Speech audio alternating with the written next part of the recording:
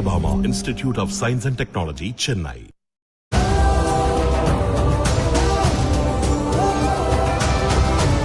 Satyabhama Institute of Science and Technology, Chennai.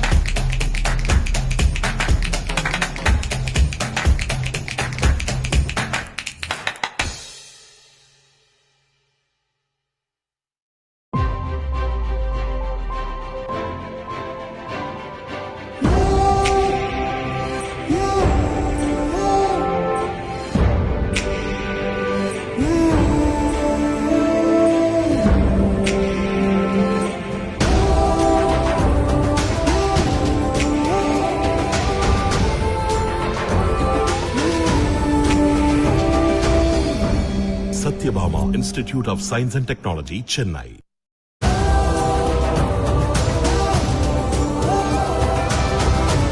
Satyabhama Institute of Science and Technology, Chennai.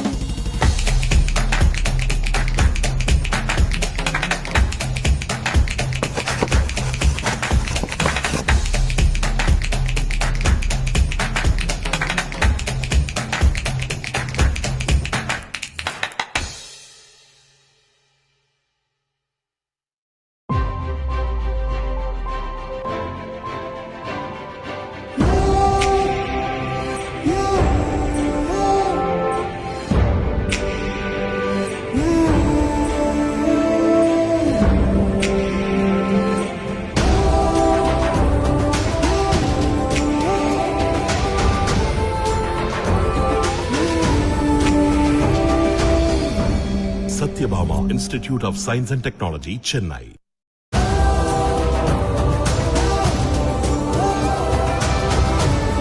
Satyabhama Institute of Science and Technology, Chennai.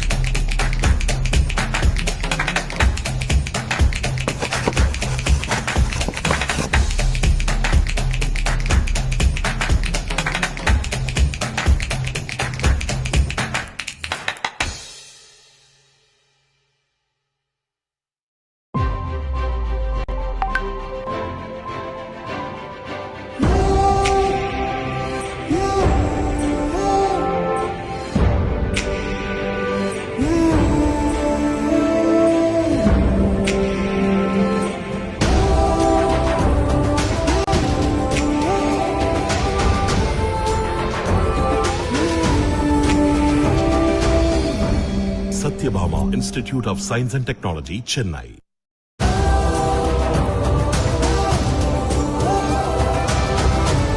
Satyabhama Institute of Science and Technology, Chennai.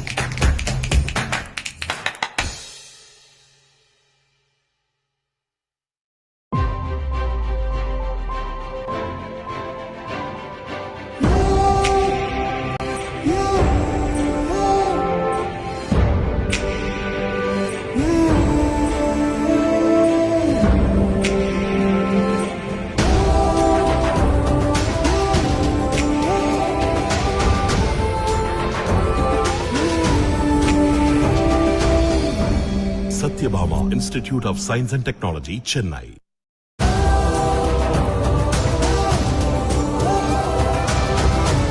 Satyabhama Institute of Science and Technology, Chennai.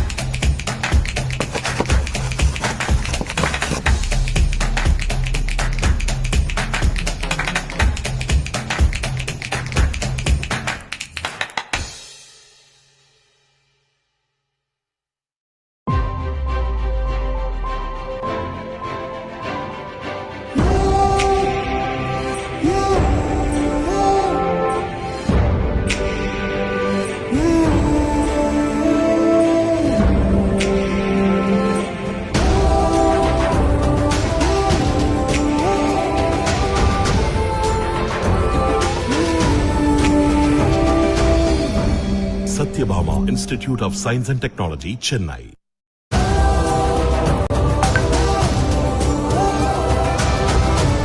Satyabhama Institute of Science and Technology, Chennai.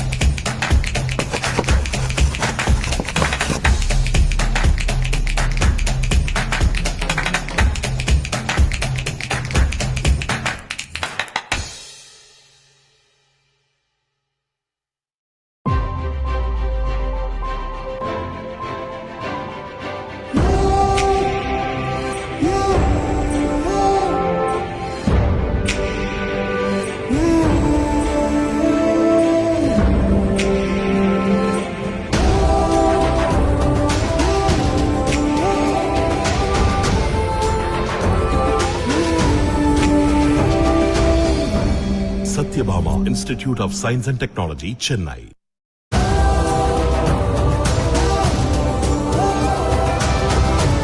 Satyabhama Institute of Science and Technology, Chennai.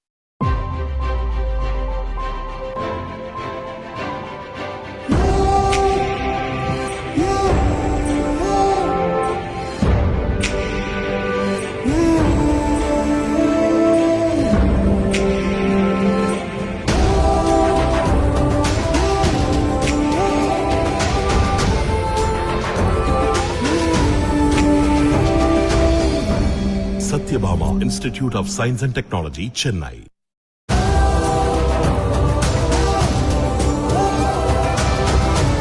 Satyabhama Institute of Science and Technology, Chennai.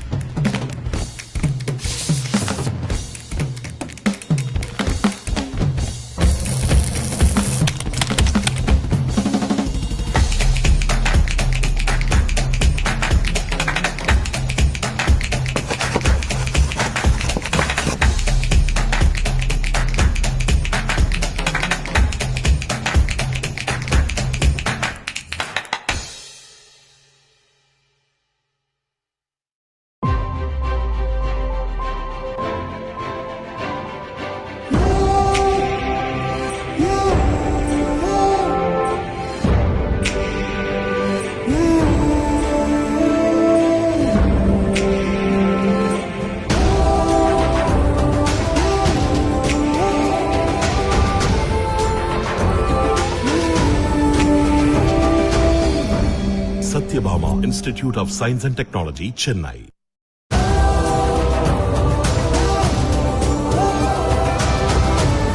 Satyabhama Institute of Science and Technology, Chennai.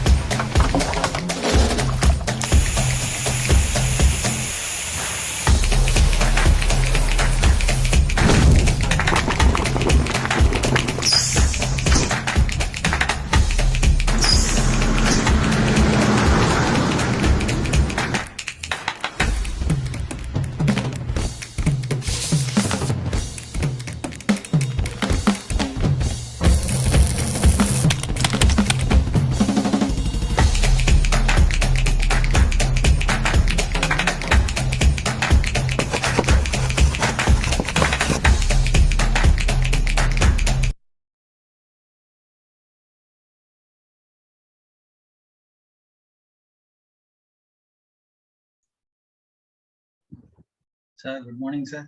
Sahaj, Dennis, sir. Good morning, sir. Good afternoon. Dennis, sir. Good afternoon, sir. Sir, good afternoon, sir. Good afternoon, sir. Good afternoon. Welcome, sir. Welcome. Yes. Thank you. Sir, you can start sharing your document for test, sir. Yeah, sure, sir. Okay. Thank you.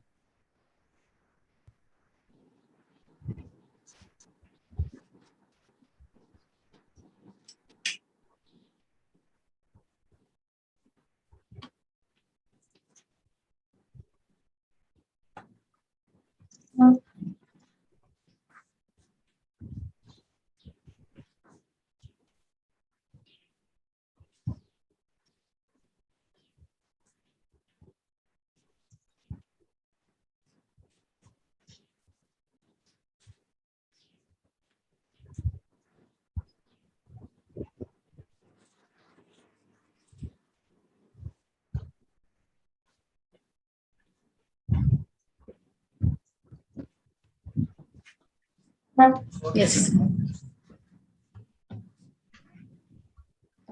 Manju ma'am, participants are still not yet joined. I have also put a reminder. Yes, ma'am. I just do this. Just a minute. So maybe 1:30 sharp we can start. 3 more minutes from now. Yeah, yeah.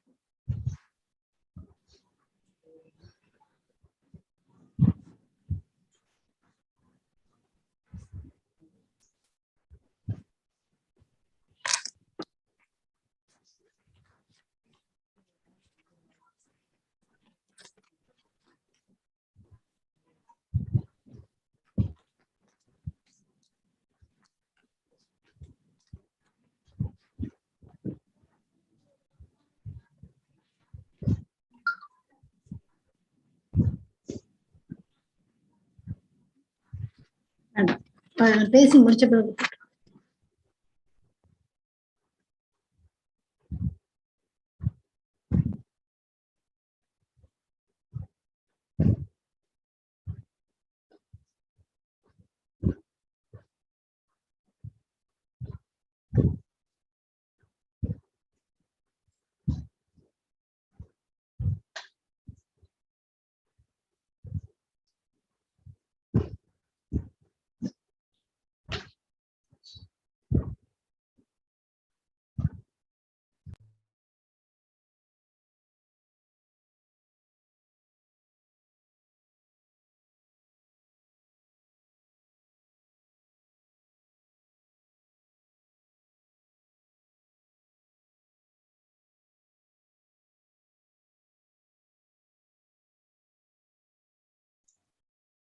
Malika ma'am, be ready to start, ma'am. Yes, sir. Yes, sure.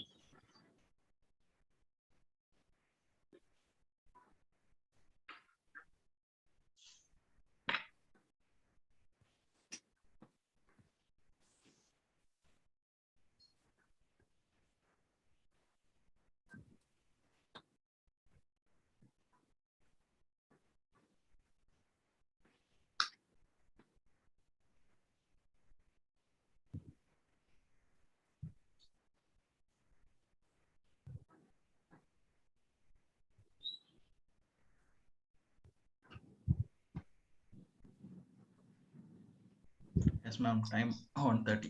You can start now. Yes, shall we start? I think the participants will join as we begin. Yes. Yes, A very good afternoon. Yes, ma'am. Yes, ma'am. Nothing. We can. Okay, we'll start. Yeah, it's time. A very good afternoon to one and all.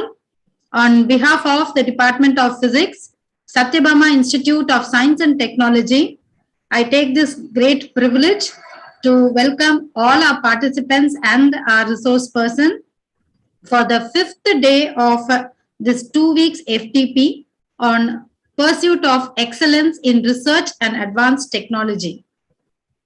We will begin this session with the prayer song sung by Master Vasudayan. Master Vasudayan, are you ready? Yes. Yes. பாரத தாயை பணிந்து வணங்கும் வீரமைந்தர் நாம். பாரத தாயை பணிந்து வணங்கும் வீரமைந்தர் நாம். அர்ப்பணமாவோம் அவள் தாளினிலே தூய மலர்கள் நாம். பாரத தாயை பணிந்து வணங்கும் வீரமைந்தர் நாம். பேசுகிறோம் நாம் பல மொழியானால் வேதம் இங்கில்லை. பேசுகிறோம் நாம் பல மொழியானால் வேதம் இங்கில்லை. வங்கள மொழியும் இன்ப தமிழும் எங்களதென்றிடுவோம். வங்கள மொழியும் இன்ப தமிழும் எங்களதென்றிடுவோம். கவின் மலையாளம் கன்னடம் தெலுங்கு இந்தியும் எங்களதே. கவின் மலையாளம் கன்னடம் தெலுங்கு ஹிந்தியும் எங்களதே. பாரத தாயை பணிந்து வணங்கும் வீரமைந்தர் நாம். அர்ப்பணமாவோம் அவள் தாளினிலே தூய மலர்கள் நாம். ஆயிரம் ஜாதிகள் நம்மில் உண்டு ஆனால் நாம் ஒன்று. ஆயிரம் ஜாதிகள் நம்மில் உண்டு ஆனால் நாம் ஒன்று. மாநில பலவாய் பிரிந்திருந்தாலும் மக்கள் நாம் ஒன்று. மாநில பலவாய் பிரிந்திருந்தாலும் மக்கள் நாம் ஒன்று. வழிபடு தெய்வம் பலவானாலும் அனைவருமே ஒன்று. வழிபடு தெய்வம் பலவானாலும் அனைவருமே ஒன்று. பாரத தாயை பணிந்து வணங்கும் வீரமைந்தர் நாம். அர்ப்பணமாவோம் அவள் தாளினிலே தூய மலர்கள் நாம். Thank you, Vasudayan. Satyabama is a prestigious institution which excels in the field of engineering, science and technology for more than 3 successful decades. It offers multidisciplinary academic programs in various fields of engineering, science, technology, dental science, pharmacy, nursing, management, arts and science, and allied health sciences. The institution has been ranked in 40th position by NIRF, Government of India, among the universities in India for the year 2021 and ranked one among the top 50 universities for 6 consecutive years. Our founder chancellor, Colonel Dr. JPR, established Satyabama Engineering College in the year 1988 with the aim to provide opportunity to deserving students to pursue engineering education. He has dedicated the latter part of his life to the cause of education. We are ever indebted to our founder chancellor, sir. We thank our Chancellor Madam, Dr. Maria Johnson, and our beloved President, Sir Dr. Murray Johnson, Dr. T. Sasiprabha Madam, Vice Chancellor, and our entire management for providing opportunities to conduct such academic programs online. எனைத்தானும் நல்லவை கேட்க அனைத்தானும் ஆன்ற பெருமை தரும். This is a quote from Tirukkural which states that when a man listens to good things, even for a short period of time, his dignity increases. So let us get ready to enhance our knowledge by listening.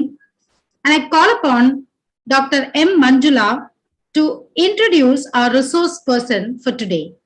Ma'am, please. Yes, ma'am. Thank you, ma'am. Yes. Very good afternoon to one and all present here. On behalf of organizing committee, I welcome you all for this fifth session of this FDP. Our hearty welcome to our speaker, Dr. G. Sagaya Dennis Babu, sir. Sir, welcome you, sir. Thank you, ma'am. Sir is working as assistant professor in Department of Physics, Chettinad College of Engineering and Technology, Karur. He has completed his PhD at Anna University in the year 2018 and Master of Philosophy in Physics the year 2012 at St. Joseph College, Bardasa University, Trichy, and Master of Science in Physics 2011 year at St. Joseph College, Bardasa University, Trichy. He has served as PhD Research Scholar from January 2015 to October 2018 at CSAR, PSN College of Engineering and Technology, Tirunelveli, as visiting research studentship from December 2016 to February 2017 at Center for Ionics, Department of Physics, University of Malaya, Malaysia, visiting research scholar from March 2015 to April 2015 at Center for Nanoscience and Engineering, Indian Institute of Science, Bangalore, at assistant professor from November 2012 to April 2014 at Department of Physics, PGP College of Arts and Science, Namakkal, and a project student from the year 2012 to February 2012 to October 2012 at Physical Metallurgy Group, Indira Gandhi Center for Atomic Research, Kalpakkam. His research area includes micro, meso, nanostructured materials, design, synthesis, characterization, and fabrication of energy conversion and storage devices, organic, inorganic, hybrid, metal halide perovskites, and chalcogenide nanoparticles for optoelectronic applications, optoelectronic devices, and etc. His research accomplishments include 9 international publications, 11 conference presentations, and 7 invited talks, etc. He has possesses operating, data analyzing, and interpreting capability with UV, FTIR, PL spectrophotometer, electron microscope, X-ray photoelectron spectroscopy, deposition techniques, solar simulator, ultra-fast time measurement systems. Overall, he is a material physicist with 10 years of skills in managing many research projects, presenter with ability to explicate multi-part scientific materials in a clear and concise manner. So we welcome you, sir. I hand over the session to our speaker. Yeah, thank you very much, ma'am. Am I audible to everyone? Yes, sir. Yes, sir. Yeah, thank you so much. So first of all, I would like to thank the organizing committee members for inviting me to present my favorite research work in this forum. So myself, Sahai Dennis Babu, working as an assistant professor of physics in Chettinad College of Engineering and Technology, Karur. So today I'm going to give a talk on where our perovskite materials leads us. Especially I would like to focus on optoelectronics field, the application of this perovskite material for optoelectronics. So this is my outline of the talk. So first I will be giving a brief introduction about what is called nanotechnology and nanomaterials, and their special focus towards to functional materials and optoelectronic devices, and the application of the perovskite nanomaterials, their preparation, their importances, and feature why it is this material is very important for the optoelectronic devices, and different kind of synthetic methodologies and approaches what we have done so far to prepare this kind of a novel perovskite materials, and some kind of application we have tested, we have fabricated devices, that kind of results also I will be showing with them. And finally, I will be concluding this presentation with the current status and opportunities on this perovskite optoelectronics field. So as an outline, I will be talking about multi-dimensional perovskite materials, which is available in 0-dimensional to 3-dimensional, and their application towards to solar cells, light emitting diodes, detector, and laser, and some waveguide applications also. Yeah, coming back to the fundamental, we all know about that nanoscience and nanotechnology, which is very, very emerging one for the past 4 decades.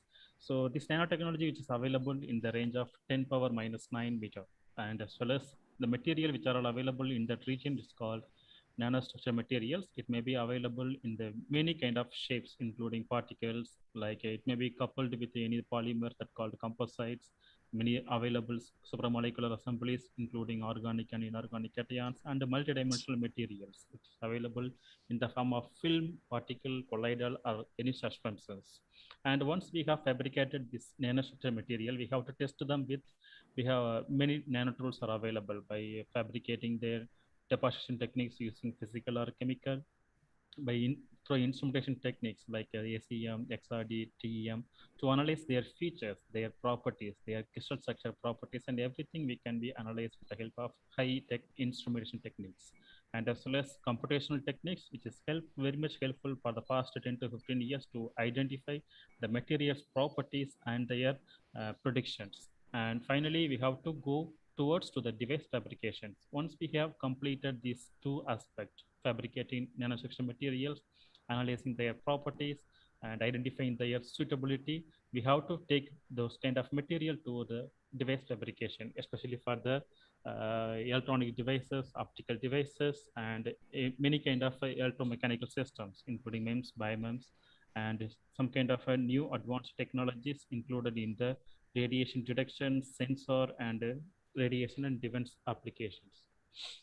So the application of the nanomaterial plays a vital role in all area of current scenario, including carbon dioxide capture, which is identified as one of the most emerging field. They have using nanosize catalyst, including gold, metal organic framework, covalent organic frameworks, many other kind of nano sponges they are using to capture the carbon dioxide, which is available in our atmosphere, and as well as fuel cells, battery, light emitting sensors, diodes, and thermoelectrical field, and biocatalysis, storage, and thin film fabrication. This thin film can be useful for electronic applications. So the role of nanoscience and materials and their phenomena and their advanced catalysis techniques to perform the high advanced application of this current scenario. Now, I am going to talk about only on electronic materials. So if we come back to the electronic materials, there are three kind of materials are available. We all know that insulator, semiconductor, and conductor. Based on the gap between the conduction band and valence band, it's called a band gap range. The material can be classified into three categories. So if it is very large, it is called the insulator. If it is very close, it is called a conductor.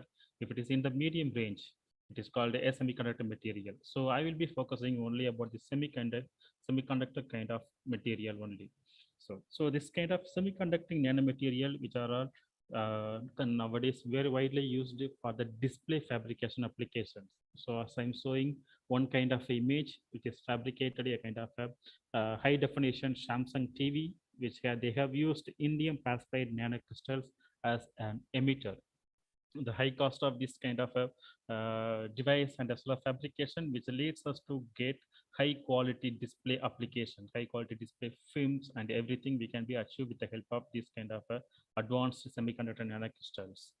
So if we come back to the fundamental things, the quantum confinement effect plays an important role. So we all know that this quantum confinement is nothing but if the material size is getting reduced, the optical band gap is also getting increased. At the same time, the colors of the material can be changed from red color to blue color to green color. We can play with them. This is the actual quantum confinement effect. Based on this, we can develop, we can fabricate multidimensional materials from zero-dimensional quantum dots to bulk semiconductor material, which is available in three-dimensional, and the density of states range also getting changed and depending upon the size, depending upon their shapes.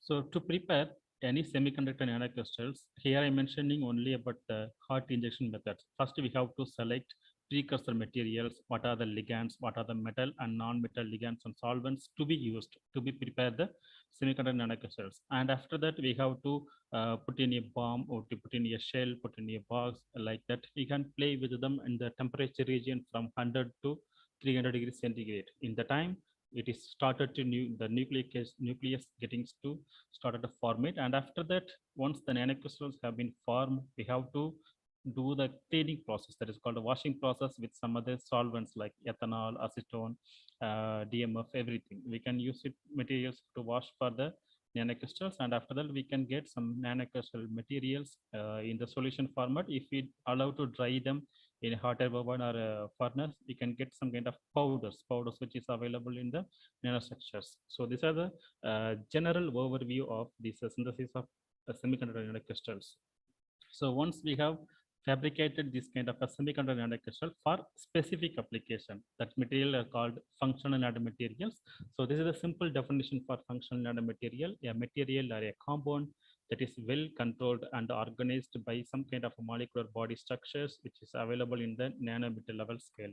So it is specifically prepared for the specific application, that means specific function, to produce the specific function, like it may be able to get high absorbance, high fluorescence, high strength, ductility, solubility, and wettability. So these are the various properties, various kind of features. This material can be useful for different area of applications. Like if they may be useful for the medical, sensors and monitors, and electronics, and as well as energy conversion and storage devices. So I will be talking about the fourth aspect of this application, which is called the energy. We'll be mainly focusing about solar cells.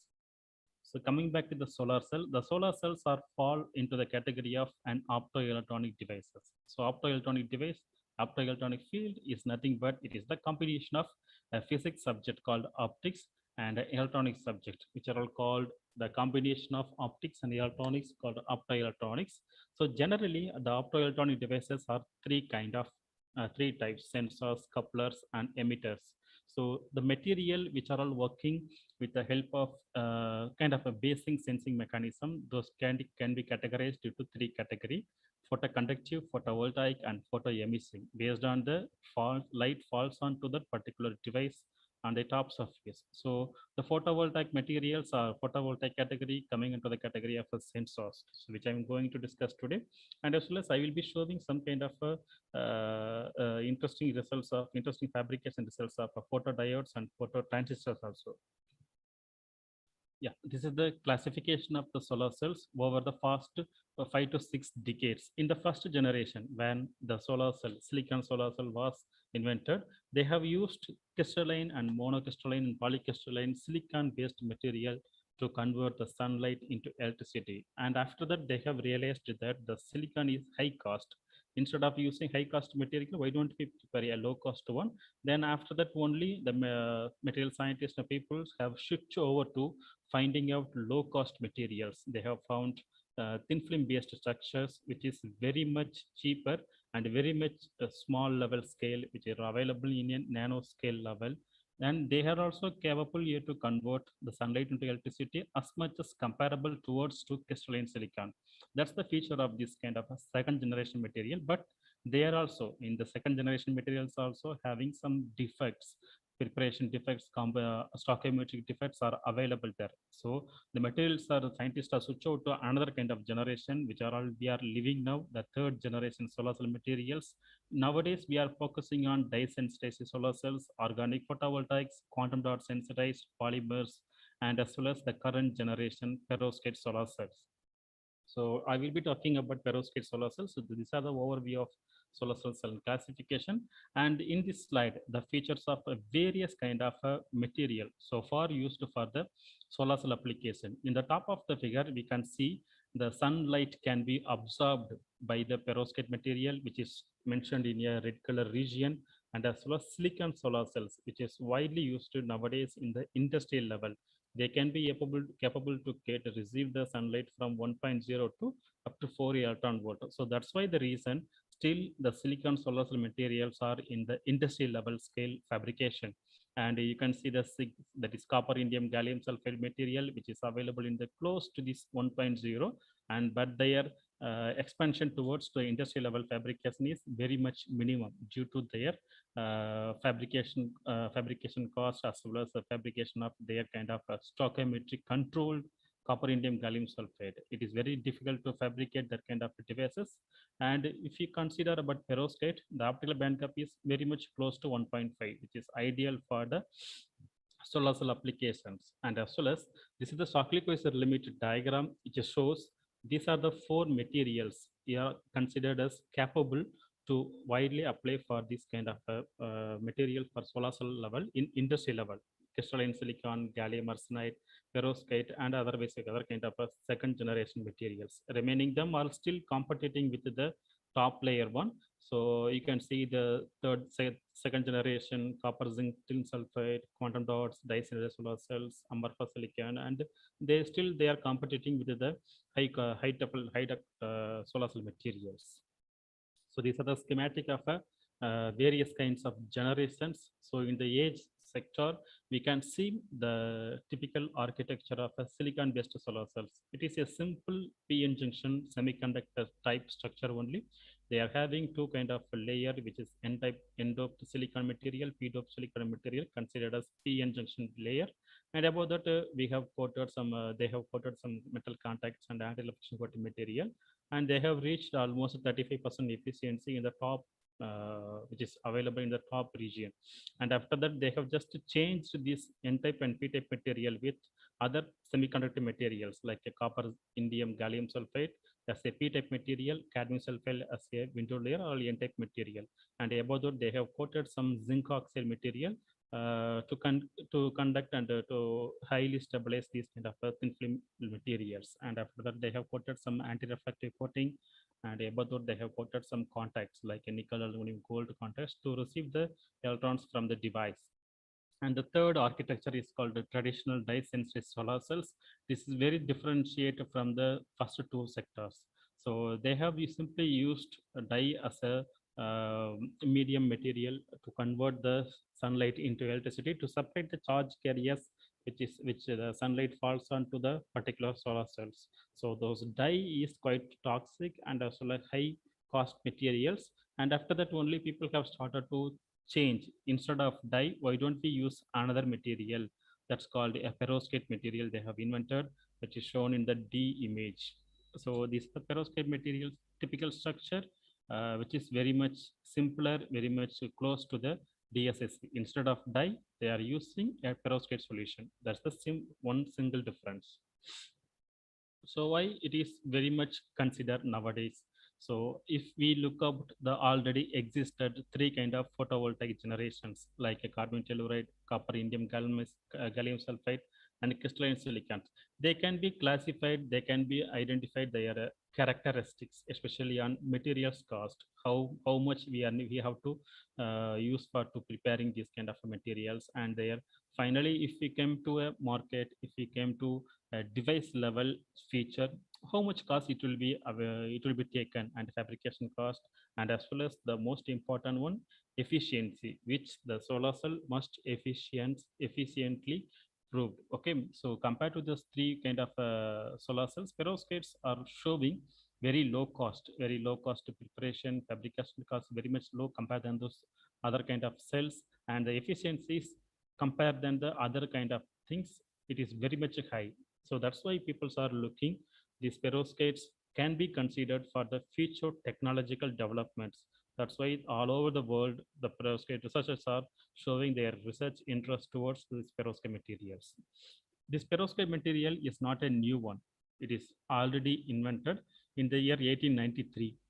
And as well as they have just prepared a kind of a material called ABO3 like materials, like instead of they are using different materials. They have used cesium, lead, bromide in the year 1893. They have just prepared, they have just identified this is the 1:1:3, that the ratio, stoichiometric ratio can be suitable to fabricate a structure. That's the first invention they have invented. And after that, in 1958, people have started to fabricate a crystal based on this structure, cesium, lead, X3. So it's 1:1:3 ratio of materials to be framed like as crystals. And they have also identified, they have achieved that these materials are having some kind of photoconductive nature. So in the 1958, and after that, people not yet show much interest on this kind of materials. In the 2009, in the year 2009, Professor Tom Yasuka from Japan, he has shown an interest on this perovskite materials. So while he was discussing with the Michael Gretzel, who is the inventor of DSSC, he also suggested that why don't we use any other materials instead of dye. At the same time, they have used this material, perovskite material, instead of dye in a DSSC. They have achieved very low buffer conversion efficiency in the initial days, like a 3.1 and 3.8 power conversion efficiency. Later on, it is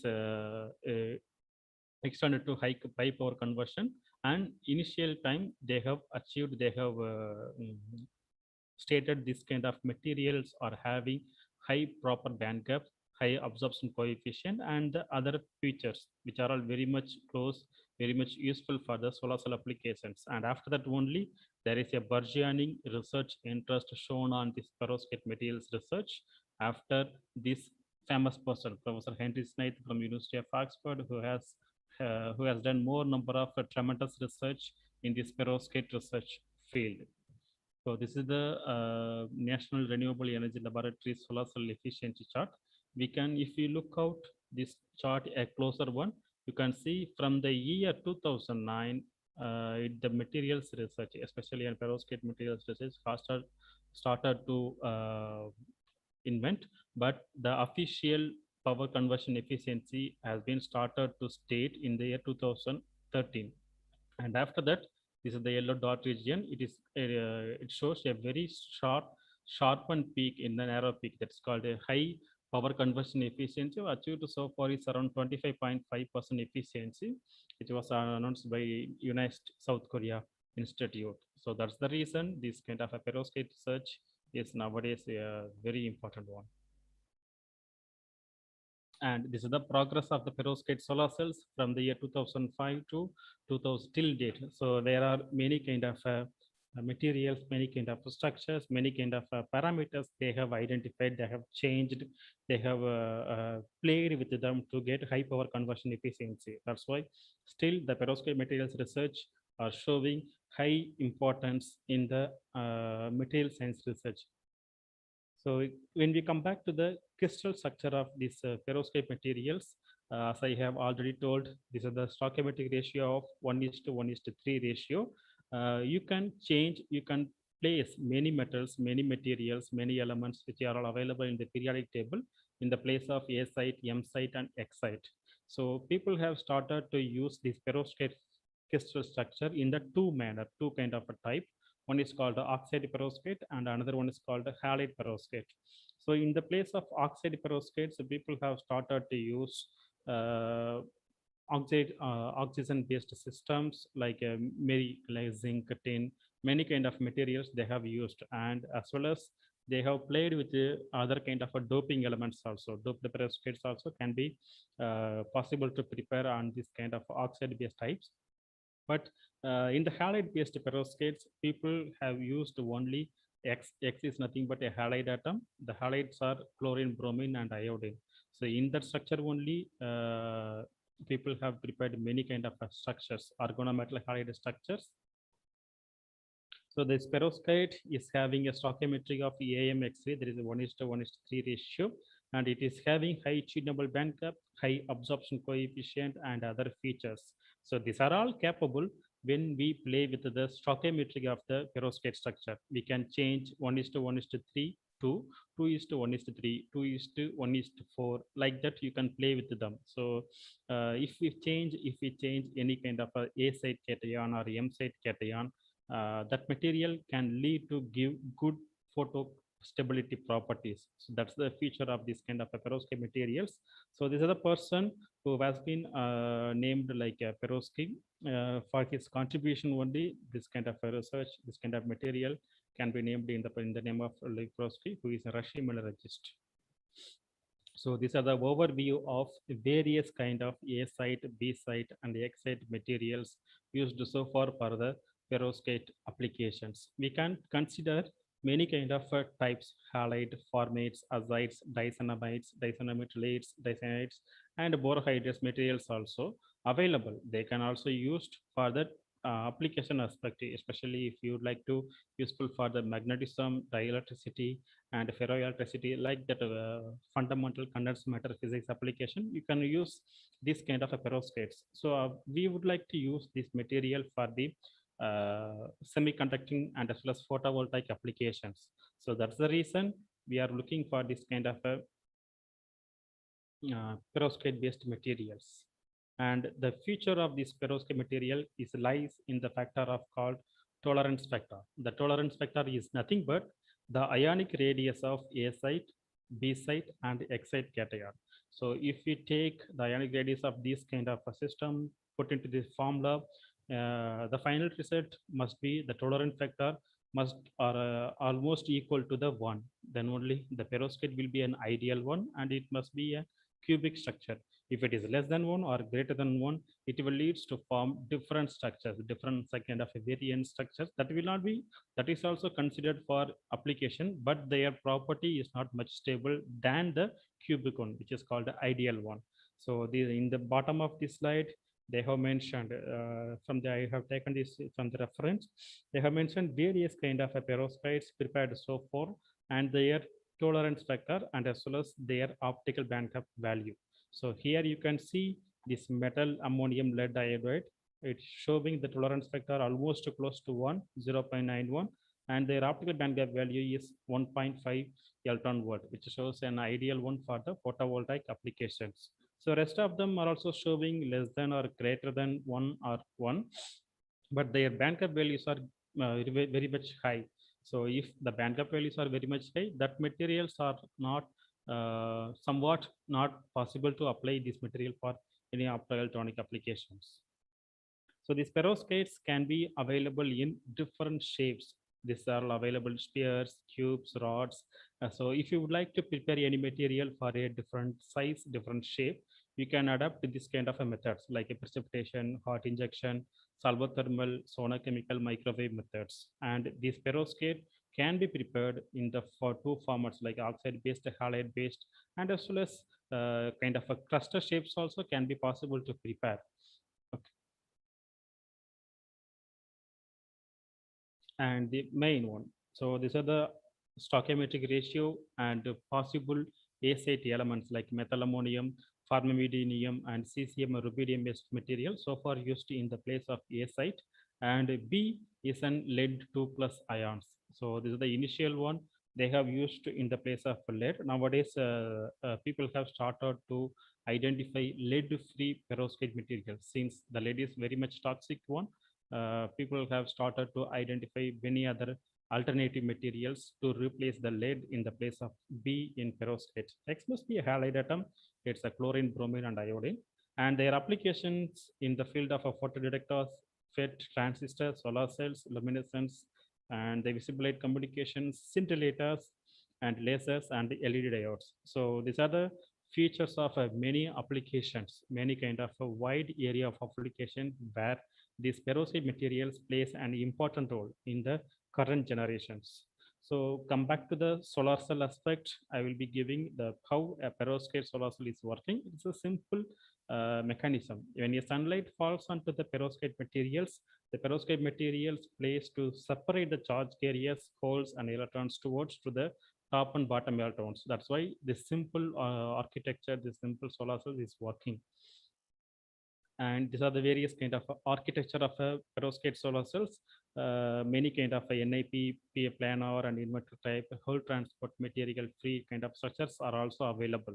So various kind of materials also placed instead of using normal glass plates. We can use ITO, FTO substrates to make a conductive one and electron transport layer.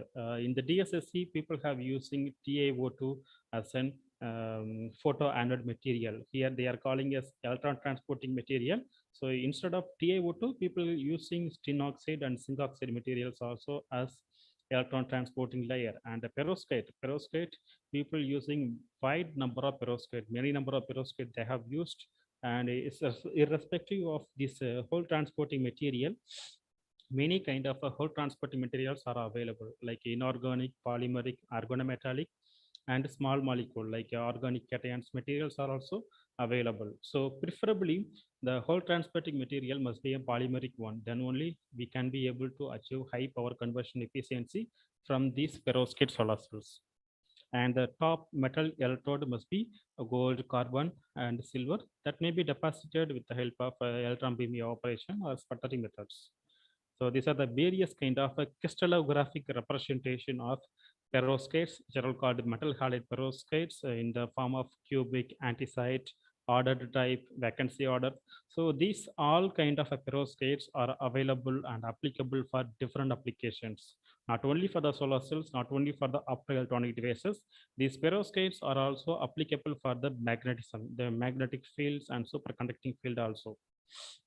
So these are the evolution. The materials can be prepared from the powder shapes to crystal shape to film shape. That film can be taken into device fabrications also.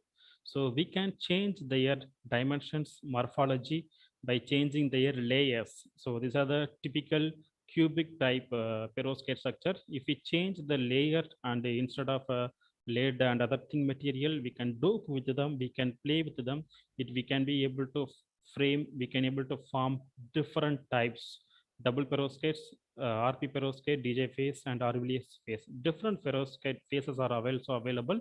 Each phase shows their excellent optoelectronic features also.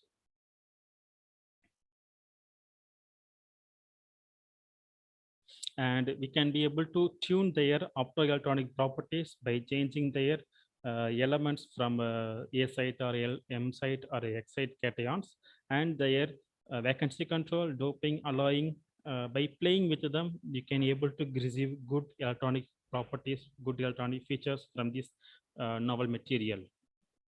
Yeah, this is the important one.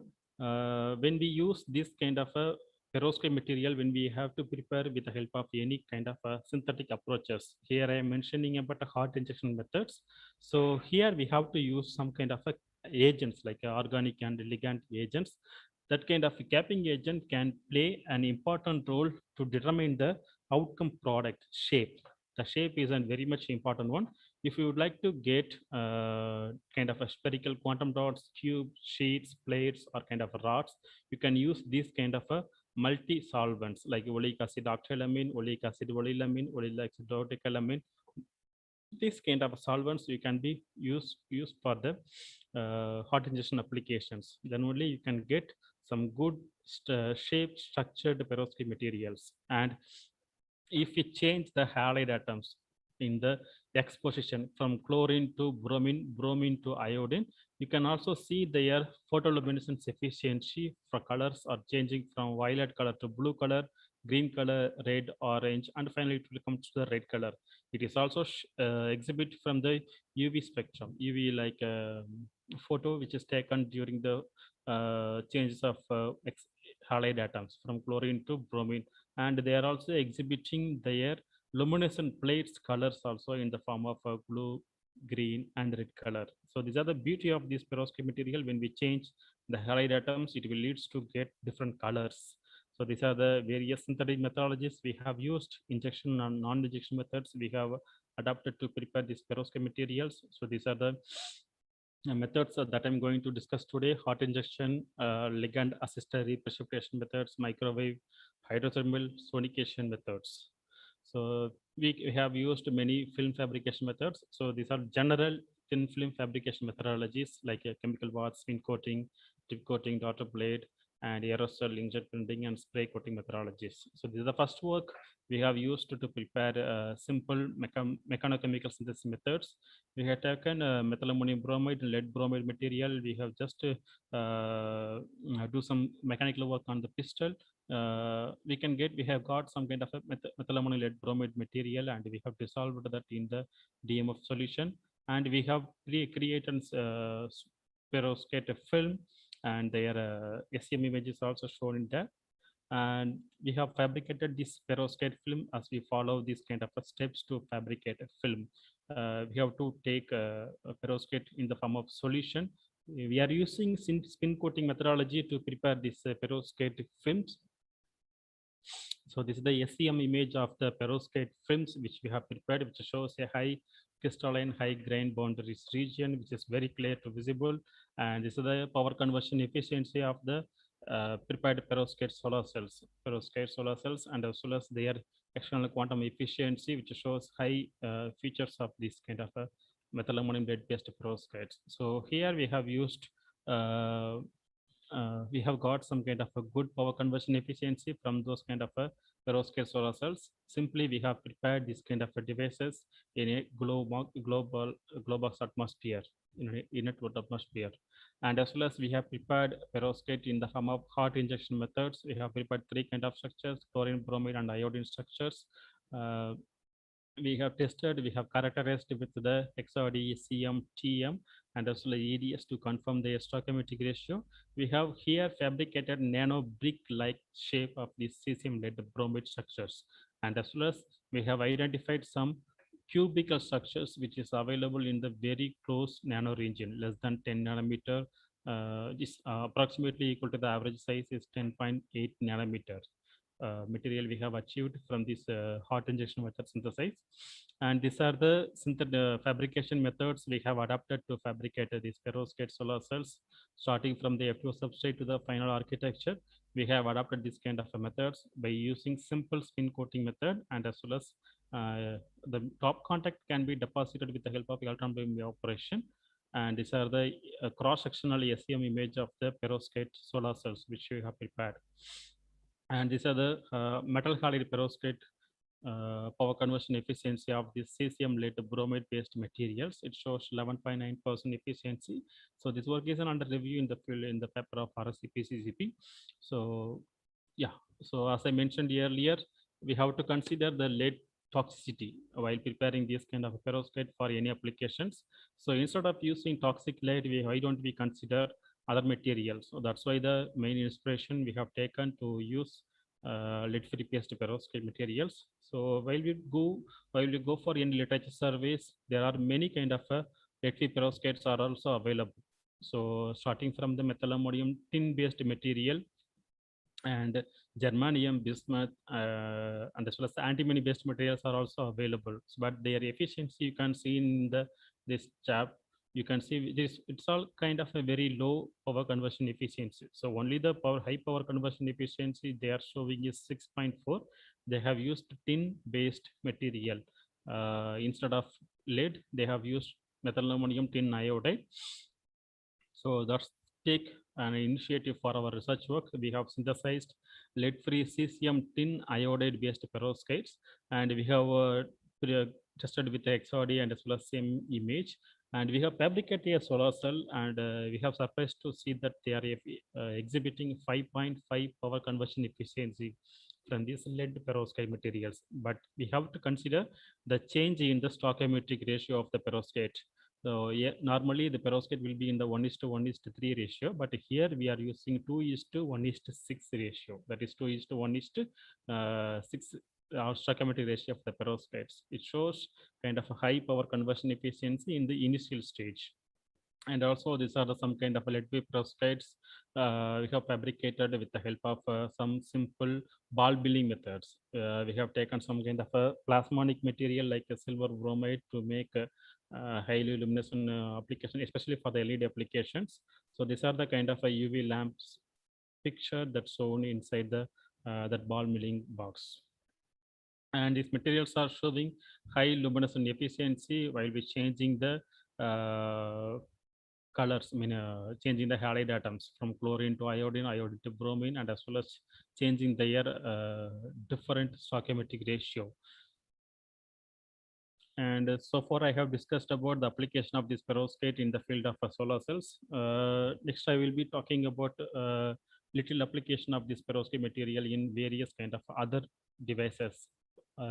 This kind of a material is widely useful for the LED applications. So these are the difference between the ordinary high pressure sodium vapor lamp and the LED light. So LED light shows kind of a highly monochromatic and as well as highly high intensity light compared to this high pressure sodium vapor lamp. So as you know the literature, there are no pure white LEDs are available. There can be available red, orange, yellow.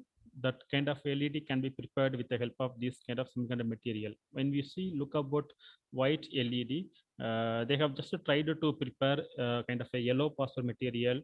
By changing the RGB value, they can get some kind of a white color emission, but it is not a stable one. So still preparation of white light emitting diode is still challenging one. So these are the various kind of architectures of the perovskite LEDs. They have used simple architecture as compared to the solar cells, like a whole transporting layer, electron transporting layer, and various kind of a polymeric based materials, inorganic oxides, and as well as polymeric based materials used in the place of hole injection layers and electron injection layers. And as well as here you can see different methyl ammonium based perovskites have used started for the application of LED. And these are the various kind of organic cations, and we have started to prepare cesium lead bromide along with the other organic cations like phenylethyl ammonium based organic cation coupled with the cesium lead bromide based perovskites. We have identified that it is exhibiting kind of a light blue color emissions. So we have prepared just cesium lead bromide material, and we have sent it to Professor Dan from Singapore. They have tested this kind of electrical characteristics of the material coupled with the phenylethyl ammonium cation. They have established this kind of a good LED work, and this is the work we have prepared hot injection synthesis of a perovskite materials, and by changing their reaction time, reaction parameter, their colors of luminescent colors also getting changed from blue color to green color. That's the beauty of these materials, and they can change the structure of the perovskites from simple cubic, ordinary cubic structures with the exhibiting high crystalline nature. And also we have prepared some kind of a simple chemical method using ultrasonic simple cleaning methods. We have prepared cesium lead bromide and purified without purification process. Also, we have done examination for the kind of a fluorescence paint applications. So these are the other kind of a RP phase, that is the rhodesium phosphor phase perovskite materials. Along with the cesium cation, we can use any other different organic cations like butyl ammonium based material, phenylethyl ammonium, butyl ammonium, many various kind of organic cation can be useful for this ASA placement application. And they have identified some kind of a blue color, green color, and color emission of this RP-based perovskites, and we have prepared this quasi two-dimensional perovskites like phenylethyl ammonium, PTB, and butyl ammonium based organic cations to be replaced in the place of cesium in cesium lead bromide. So that's the combination work we have done. We have prepared and we have tested their luminescence features from PL and absorption spectroscopy. From the PL, it shows kind of a narrow peak emissions in the range of 500 to 525, 530, and that region. So it shows these materials are capable to emitting good color in the region of green color to red color, green color to orange color, which is very much ideal for the LED applications also. So next I'm going to discuss about another kind of optoelectronic device, which is called Perovskite device. This is the combination of a two device, which is nothing but solar cells and LED. In the year 2010, there is one conference have done in the Singapore. They have kind of called, they have invented new kind of a device that's called this kind of a optronic device. In the daytime, a solar cell can be stored, can be converted into sunlight into electricity, and in the evening time or night time, the same solar cells can play a role called LED. So that's the concept behind this perovskite device. A perovskite solar cells can be prepared with this simple architecture, and they can convert their sunlight into electricity. That electricity can be stored inside a battery or anything, kind of a storage devices. Once it came to the evening time or night time, that same solar cells can be act like a light emitter, kind of a LED kind of a nature it has to exhibit. So that's the beauty of this perovskite device. And we have also taken that kind of a initiative. We have also taken the kind of a research interest. We have just prepared this kind of materials, which is in the review region. we have prepared this ITO and as well as methylammonium perovskite materials in the form of spin coating solution methods. And this is the simple mechanism how this electron injection layer and the electron transporting layer plays an important in this solar cells and the LED aspect. In the solar cells, an optical energy converted into electrical energy. That energy was stored in a battery. At the same time, in the evening time or night time, the same material will act like a LED. That stored electrical energy can be used to convert into electrical energy into optical energy. That is the physical principle of the how an electric LED is working. And these are the power conversion efficiency and as well as external quantum efficiency characteristics for the solar cells and the LED. But we have got very low amount of power conversion efficiency. Still, we are working on to replace various kind of polymers, various kind of metal oxides to create to make this kind of concepts a wider one. And these are the other kind of photonic devices applications are also available. These perovskites can be replaced in the place of traditional semiconductor layer in already we are using in resistor, diode and transistor applications. In general, we are normally using silicon based material in the place of transistor, diodes and everywhere, and many other semiconductor materials are also using. But comparing with those kind of materials, it is identified that perovskite solar cells or perovskite materials can be replaced with that kind of material, and these materials also showing excellent feature on this kind of devices. So these are the various kind of architecture of many perovskite materials used for the field of a transistor in the form of a photo, baryster and BJT form. So when we come back to the photodetector aspect, there are two kind of devices are available, 2-terminal and 3-terminal devices. We can place the perovskite instead of the semiconductor material like a carbon sulfide and gallium sulfide, which they are traditionally using for this kind of conductor applications. They have identified these features of this perovskite material like high a low responsivity, low photocurrent, high directivity, and as well as a small noise equivalent power. And this shows kind of a high photocurrent as well as high responsivity. Compare this 2-terminal device and this 3-terminal phototransit device showing extra feature to be fabricated this kind of a device for the other applications. And this is the another kind of work that I'm going to discuss, nanocrystal scintillators. This is a simple concept. Instead of we are taking X-ray scan, we can use these perovskite materials to scan our gadgets, our objects. This can be applicable for the biomedical field applications also. So if we pass an high intensity of X-ray onto this perovskite material, it is started to illuminate it into different colors when the light rays must be in the range of 1.7 to 3.0 electron volt. So this is some kind of a literature work done by Omar group from Kaust, Saudi Arabia. They have identified, they have used cesium lead bromide quantum dot material instead of this scintillating material using for the radiation detector. They have also identified in the normal time it is material is like showing like this kind of feature. If we pass some kind of a high intensity X-rays, this will start to illuminate different colors. So that's the beauty of this kind of scintillators, and these are some kind of conversion mechanisms. So since there is no less amount of time there, I'm running out of this. And so these are our work we have started to make methylammonium bromide. So instead of cesium lead bromide, we have taken this kind of initiative, methylammonium bromide based perovskites for the radiation scintillator applications. Here we have examined the photo response property. When we take a CV curve, it shows kind of a narrow region, high peak, which is exhibiting this kind of materials. So that's the things we have done in these materials. And finally, I will come to the challenges and opportunities in this perovskite field. So when we look about this kind of a perovskite research, there are various number of opportunities are available. When we compare to small femtoseconds, picoseconds, nanoseconds, microseconds, milliseconds to day level.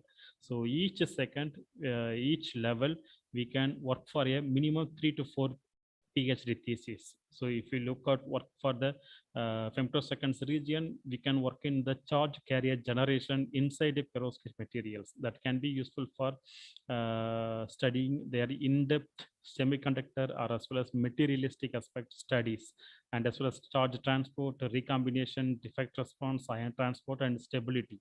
So stability is the most important one for this kind of perovskite solar cell. Still, they are challenging one. So for that, people have using this computational research work to identify their, to predict their kind of a materials, nature, properties, and their application for solar cell devices.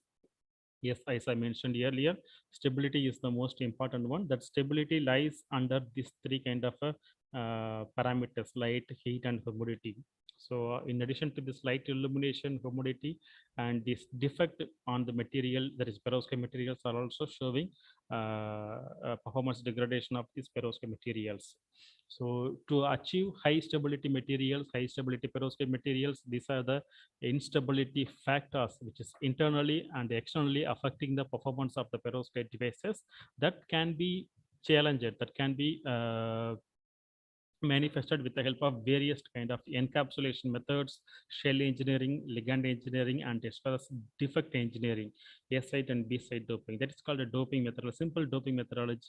If we play with this kind of a structure, we can get some kind of a good photo stability property of these perovskite materials, and as well as the valence states of the perovskites, nanomaterials. As I mentioned earlier, the stoichiometric from 1:1:3 to 2:1:6, that can be changed to 3:1, 3:9, 2:1:6. The kind of different layers, different dimension of the perovskites also can be possible to prepare. And next, so people have using the cesium lead metal halide perovskites for different applications. They have prepared heterostructures, they have tuned their dimension, they have changed their ligands and played with them, and they have done some computational works also. They have controlled the photoluminescence, quantum efficiency, and they have attached many kind of different types like orientation attachments, and as well as self-assembled manifestation of these perovskites. But still, people are working in this kind of metal halide perovskites. Still, they are working to identify the intriguing properties of these perovskite materials. And once we identify those kind of a material, we have to take into the commercial viability. When we consider about commercial aspect, we have to consider these feature directions about naval ligands, compositional engineering, scalable deposition, and as well as green solvent, which is must be a non-toxic one, and it must be a sustainable one. And if we control these parameters, structure, property, and processing, we can be possibly we can get some good performance of solar cell materials from this kind of perovskites. So these are some kind of strategies can be improved, and these are the scope of the perovskite solar cells. It is expected to get some kind of a low cost multi-junction. It must be an high efficient minimum. It should be exhibit 22%, and it must be a scalable one, stable one, and especially it must be an eco-compatible one. We are expecting this kind of a new research in soon. And when we consider about materials properties, it must be manufactured by very low cost, that is cheap manufacturing, and the properties of the material must be efficient and it should be exhibit high power conversion efficiency. And the real problem is the toxicity of the lead, and as well as scaling problem. So once we achieved these kind of things, we can easily get and fabricate many devices, and we can easily do some kind of advanced characteristic techniques to deal their compositional microstructure, device physics, and as well as optoelectronic properties also. So tandem physics is an other kind of research work, which we can couple 2 or 3 kind of solar cells in a single device, so that we can get high absorption coefficient, so that we can achieve high power conversion efficiency also. So these are the work we are doing from the position in the collaborative mode throughout the globe. And these are the way kind of research work in our team working. We are working solar cells, detectors, laser memories for the different properties applications in the form of different shapes also, as well as. So these are the various kind of advanced research work we have using for the printing, lithographic, laser processing techniques with the help of a template and non-template assisted methodologies to prepare devices. So these are the various kind of micro and nano patterned metal halide perovskites. We are working on this kind of different arrays based methods. And if anybody is working in the field of perovskite or other any material systems, they can also consider this topic, that is the interface engineering of the perovskite research work. So recently we have signed an MOU with the Professor Nazruddin group from EPFL to identify this kind of interface engineering for this kind of advanced perovskite solar cell to get high power conversion efficiency. And these are the various kind of opportunities are available in the field for the optical fiber communications and display application, as well as development of a various optic and photonic field. Okay. And we are also in our group, we are focusing on carbon dioxide conversion field. With a collaboration from Jeju National University of South Korea, we have made an project grant with them. And so this other topic I have discussed so far, research on metal halide perovskite materials, their application, and their current challenges and future challenges. So I would like to acknowledge my collaborators throughout the globe, Professor starting from Andre to Joseph Sir, Harish, and Esdion, for their contribution towards to my research work and my thing. And I would like to acknowledge my institute, Chennai College of Engineering and Technology, my collaborators and Partners Institute, and my funding agencies for providing me financial support and everything to carry out this kind of advanced research work. And I would like to offer my special thanks to the Satyabama Institute of Science and Technology, especially for the Department of Physics, who has taken tremendous efforts to organize 2 weeks faculty development program on pursuit of excellence in research and advanced technology. I would like to extend my deep, sincere thanks to Chief Patrons and Chancellor Sir, President Ma'am, and as well as Vice Presidents of Satyabama Institute of Technology. I would like to mention special thanks to Dr. Manjula Ma'am, Dr. Malika Ma'am, and Murugesan Sir, who are the conveners of this FTP. And so teamwork is a key and interdisciplinary project. We are working on multidisciplinary projects also. So thank you for the opportunity. I'm very happy to answer for your question if you have. Thank you, sir. Dear participants, this is question and answer session. You can ask your doubt. I'll yes, 1 minute. Yes, one question. The option was given. Yes, sometimes the participants directly sending the questions, sir. You can answer. No problem, sir. So I explain the exchange of halides. Halides can be exchanged by changing the precursor material. If you are doing any hydrothermal or salvothermal method, before you are going into the apply any material onto the box, you have taken some material now that is called a precursor material. In the precursor material, you can minimize the ratio. If you consider the perovskite ratio 1:3 ratio, the 3 must be halide atom. 3, if instead of taking 3 iodine ions, you can take 2 iodine ion, 1 bromine ion. So like that, you can change the stoichiometric ratio of the halide. That will be helpful to tune the optical band gap also. That's a simple procedure of changing and exchanging the halide atoms. Any other participants? The option was already open. You can unmute yourself to ask your doubts.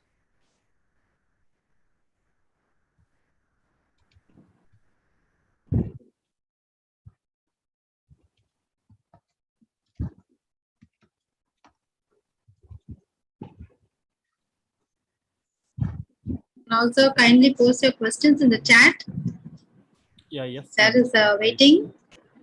Yeah, to answer for you.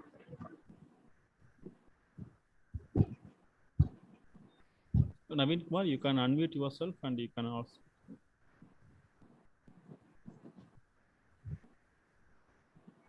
Or you just raise your hand. Okay, then I will try to unmute. No problem. You can unmute yourself. That option was already opened. Muted, sir. Yes. Okay. Sir, Dennis, sir. Yes, ma'am. So you are talking about stability of the perovskite material, based on community like that. Yes, So what ma'am. is that least stability?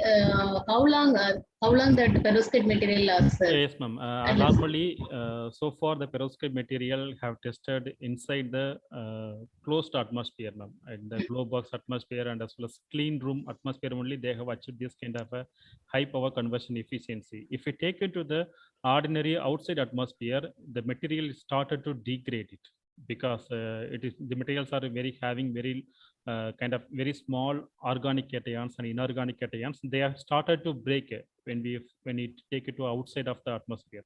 That's the reason the stability is not much high compared than the other materials.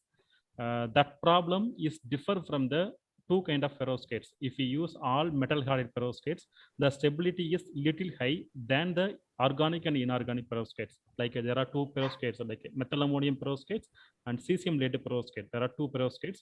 Methylammonium is organic cation based perovskites and cesium lead is inorganic metal halide perovskites. So that's the difference between the stability is different. That's why the people nowadays switch over to inorganic metal halide perovskites. But still, cesium lead and other kind of inorganic perovskites are still not yet achieved their highest efficiency. That's Is the it cheaper problem. than other sources? Perovskite materials are, for example, silicon based. Now, is it cheaper than other or? Yeah, it's What very about- much cheaper, ma'am. It is very much Oh, cheaper. cheaper. Compared than, yes, ma'am. Yes, ma'am. You can also fabricating a very small scale level, very small scale, and that will be expanded to industry level. So the normally silicon solar cells will be in the micron scale level region, centimeter level scale region. But they are in the centimeter level, they are capable to exhibit 35% efficiency. And compared to the perovskite solar cell, it is in the nano range level. Within 1 centimeter, you can fabricate all kind of architecture that will exhibit 22% efficiency. So that's the most advantages of this perovskite research. But in summer, I have noticed the perovskite materials are higher than like a silicon, like that. Not all kind of elements. Oh, Some okay. cesium and rubidium and thallium based materials are also people using. But nowadays, the thallium usage is very much limited because they are very much toxic. So that's why compared than the organic and inorganic cation, metal halides cost is quite low compared than the silicon materials. Silicon cost and fabrication cost is very much high. Okay. Last one question for me. You explained that tolerance factor T almost equal to 1 for cubic structure. Yes. So, and we have a different structure also. But which structure is best cubic only? Okay. Cubic only. The tolerance factor must be from the range of 0.9 to 1. That may be variable.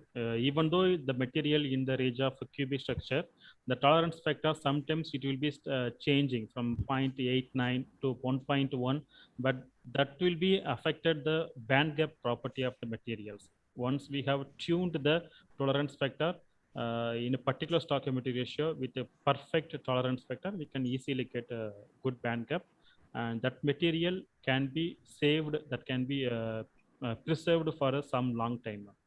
Okay, sir. Reason, sir.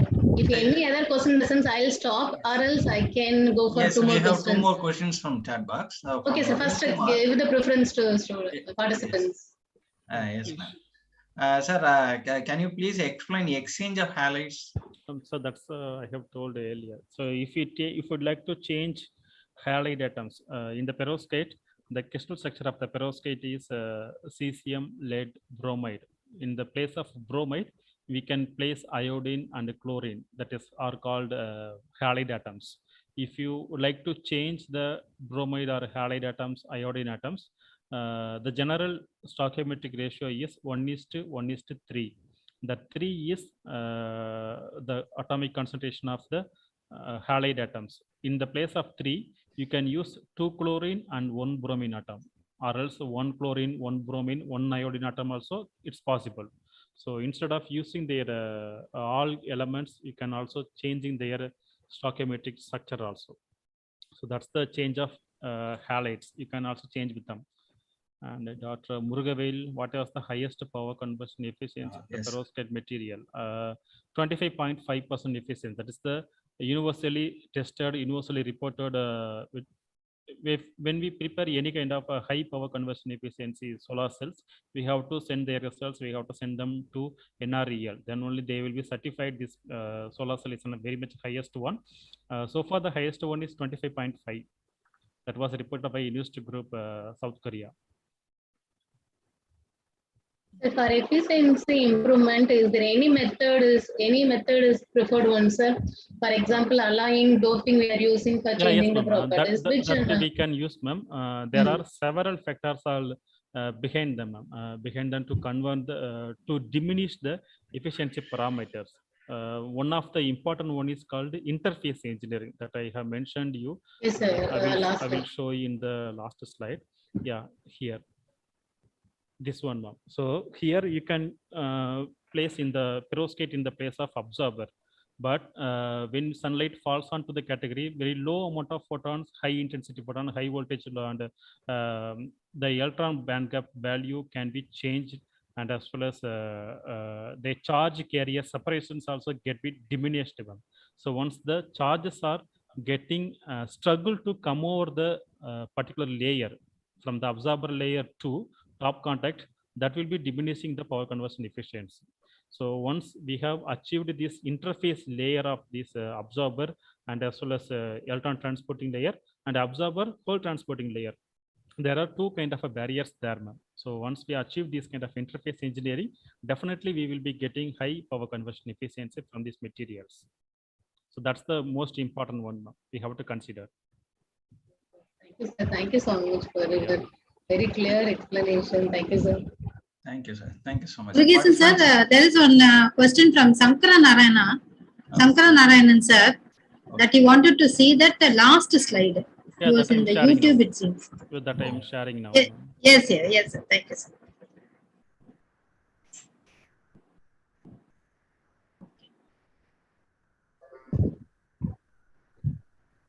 Any more questions, sir? No. If no other questions, can we move on to the next? Okay, sir. Okay. Yeah, I request Dr. S. Murugesan sir to give away the vote of thanks, sir. Thank you so much. Good afternoon to all. முயற்சி திருவினையாக்கும், முயற்றின்மை இன்மை புகுத்திவிடும். That means hard work keeps you in the sky, and laziness gives you failure. I can see hard work in this session. Keep trying and keep on trying is the key to reach the pinnacle of glory and success. I wish to start the vote of thanks by wishing all the participants to have success in their day-to-day life through hard work, as our Tiruvallur said. With the blessings of our founder Chancellor, sir, on behalf of our Chancellor Madam, President Sir, and Vice Chancellor Madam, I extend a very hearty vote of thanks to Dr. Sahai Dennis Babu, Chettinadu College of Engineering and Technology, Karur, for delivering energetic talk on where are the perovskite material sleeps, a detailed optoelectronic application. Sir has given the detailed explanation on optoelectronic, particularly perovskite materials for solar cell applications. I wish to thank our Vice Chancellor Madam for giving us confidence and full support from all the directions to make this event as successful. An event like this cannot happen overnight. It requires a lot of plannings and hard work. I have been fortunate enough to have Dr. Mallika ma'am and Manjula ma'am to lead this 2 weeks international faculty development program. I thank our HOD, Dr. S. Ravichandran, for encouraging us to conduct this program. Without thinking of the curiosity and interest of our participants, students and professors from our own institution and also from various institutions. I think by participating in this like program, they are very keen and interested in discovering something to make our country proud in future. They are going to become the pillar of our important pillars of our nation in future. Thank you all the participants for making our event a successful event. Once again, I thank our resource person for make this afternoon as energetic afternoon and informative afternoon. Thank you, sir. Thank you so much. Thank you, sir. Thank you, ma'am. Thank you, Dennis sir. Thank you, ma'am. Thank you. Thank you, sir. Special Sunday afternoon. Yeah. Yes. And all the participants also who have participated, no? That Yes, Sunday sir. particularly. Today we have NPTEL examination also. Yes, sir. Yeah. That's why Yeah. today, sir. Yes. That's Yesterday why also they there are- was. Yesterday and today. Thanks Yes, to our students, sir. BS and MSc students. A special thanks to our students also. Thank you, ma'am. sure. Dennis, sir. Thank you, sir. On Thank behalf you, of ma'am. our Thank you. organizing committee, special thanks to you, sir. Thanks a Yeah, lot, thank you, sir. ma'am. Thank you, Mr. Prasad. Thank you so much, sir. Our Thank you. HOD, sir. Ravichandran, sir. HOD sir, Ravi sir also is there in the meet. Thank you, sir, Yes, for sir. coming. Yeah, being with us for today. Ravi sir is Uh, there? Yes, sir. yes, he is there, sir. But you have to Sir, you unmute. can unmute to talk, Uh, sir. Ravi sir, you can unmute yourself to talk now. Yes. And feedback link, I think it's going on, no, Yes. sir? It was posted. Okay. Yes, sir. Again, Yes. it is posting now. Then Yes, participants, yes. you can go for it. If it is not filled, okay, you can go for it now. Yes. Ravi sir, HOD sir. I saw, sir, Ravi sir. Okay.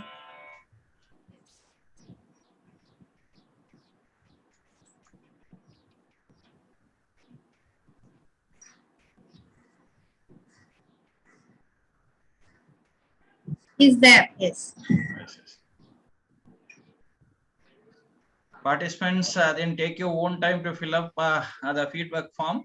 It is repeatedly I'm saying this, okay, because it will be reflected, this information will be reflected in your certificate. Okay, if you put any wrong information, means the same thing will be in your certificate also. Okay, then making once again the same certificate is very difficult process. That's what I'm saying. Keep your It's also part of attendance, no, sir? Yes. It is also Yes, for yes, attendance. So it's a request to participants kindly Yes, attend the sir. remaining session also.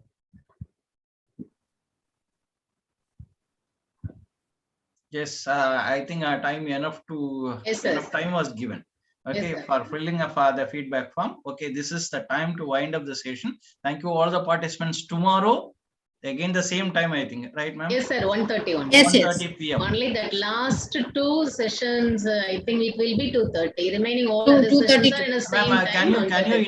can you please introduce who will handle the session tomorrow? I think Tomorrow, Dr. Kadirwal, sir, will be. yes. Not, 20. not No, I'll tell you. Not Kadral. I think Shiva It It is Dr. Sakti Pandi, sir. Sakti. Yeah. Dr. Sakti Pandi. K. Sakti Pandi, sir. Topic is on ultrasonics. Yes. Isn't it, ma'am? Yes, ma'am. Yes, ma'am. Yes. From SRM University, Trichy. Yes. Yes. Ultrasonic. Yes, the timing is 1:30. 1:30 Yes. exactly. Please, all Yes, the sir. participants be in time, or just before 15 minutes you can join the Zoom room. Yes. That is better for, that is encouraging element, that will become encouraging element for us and as well as resource person. Try to be Okay, sir. 15 minutes before the program. Thank you all. Thank you, participants. We'll meet tomorrow sir. exactly on 1:30 p.m. Thank you all. Verify the chat before we close, sir. Once. Okay. Yes. Any request means. No. Okay. Nothing. Yes. Yes. Thank you. Thank you so much. Thank you, sir. Thank you, Thank you, Murugesan, sir. Thank you. Thank you, Manjula, ma'am. Yes. Thank you, ma'am. Thank you, sir. Yes. Thank you, ma'am.